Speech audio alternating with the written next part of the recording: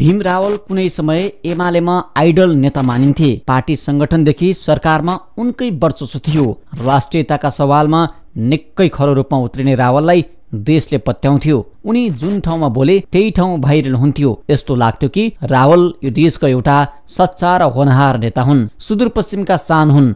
नेपाली आमाले जन्माएका भूमिपुत्र हुन्। एमालेका नेता कार्यकर्ता र आम नागरिकले देशको आमूल परिवर्तनका लागि रावलबाट ठूलो आशा र अपेक्षा राख्थे। तर हिजो आज तिनै रावल गुमनाम जस्तै छन्। पार्टीमा उनको स्थान नगण्य छ। अर्थात् एमालेका साधारण सदस्य बाहेक रावलको अर्को कुनै पद छैन। पूर्व पार्टी उपाध्यक्ष एवं पूर्व मन्त्रीका हिसाबले उनलाई चिनाउनु पर्ने अवस्था छ। पार्टीले उनलाई कुनै जिम्मेवारी दिएको छैन। कुनै संगठनमा उनले स्थान पाएका छैनन्। एक हिसाबले भन्दा उनको राजनीतिक करियर नै ओह्रालो यात्रामा धकेलिएको छ। रावललाई अरू कसैले नभई एमालेकै नेतृत्वले जिम्मेवारी विहीन बनाएको हो। एमालेको 9औं महाधिवेशनमा केपी शर्मा ओलीसँग चुनाव लडेपछि त्यस यता उनलाई पार्टीले कुनै स्थान दिएको छैन। जसरी हुन्छ जिम्मेवारी विहीन बनाउने र सकेसम्म राजनीतिक करियर नै समाप्त पार्ने प्रयास गरिरहेको छ।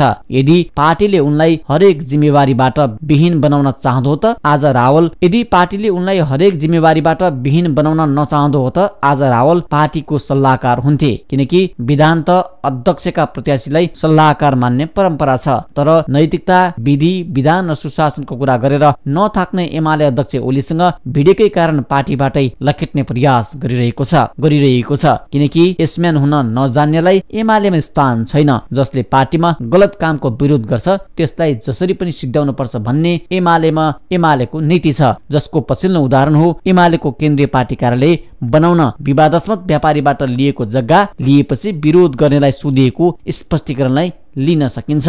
आइतबार बसेको नेकपा एमालेको सचिवालय बैठकले पार्टी कार्यालय निर्माणको विषयमा पार्टी निर्णय विरुद्ध अभिव्यक्ति दिने गरी 3 जना नेतालाई स्पष्टीकरण सोध्ने निर्णय नै गरेको छ।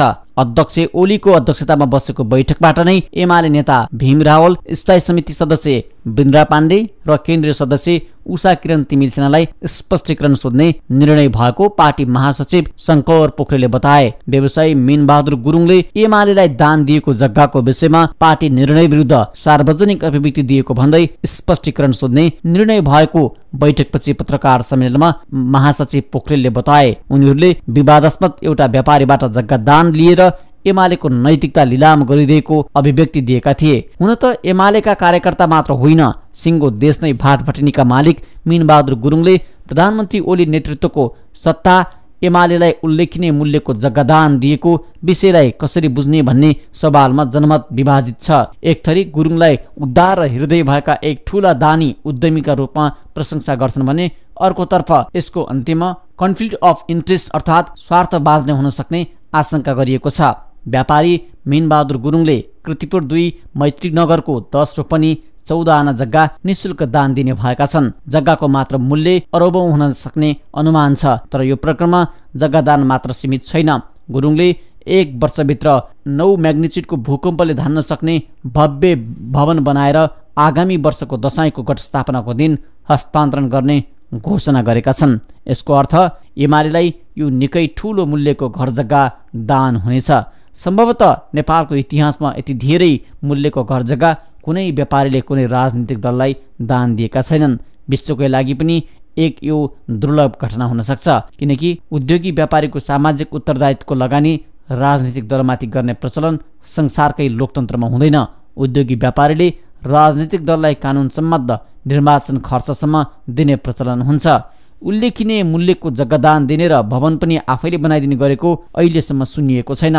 तसर्थ यसलाई उनको सम्पत्ति, उनको स्वतन्त्रता भनेर आँखा चिम्लिन मिल्दैन। यससँग जोडिएर आउने सार्वजनिक विमर्शका विभिन्न पक्षको निरूपण हुनै पर्छ। एमालेलाई घर जग्गा दान गर्नु गुरुङले अन्यथा कुनै कुरा नभएर आफ्नो कर्तव्य भएको बताएका छन्। अब प्रश्न उठ्छ, यो गुरुङको कर्तव्य किन र कसरी हो र अरू देशकै ख्यातिप्राप्त व्यापारीले राजनीतिक दलको कार्यालयको व्यवस्था गरिदिनुपर्ने कर्तव्य हो भनेर एमालेको मात्र किन अरू सबै राजनीतिक दलका लागि यस्तै दान गर्नु उनको कर्तव्यभित्र पर्छ कि पर्दैन?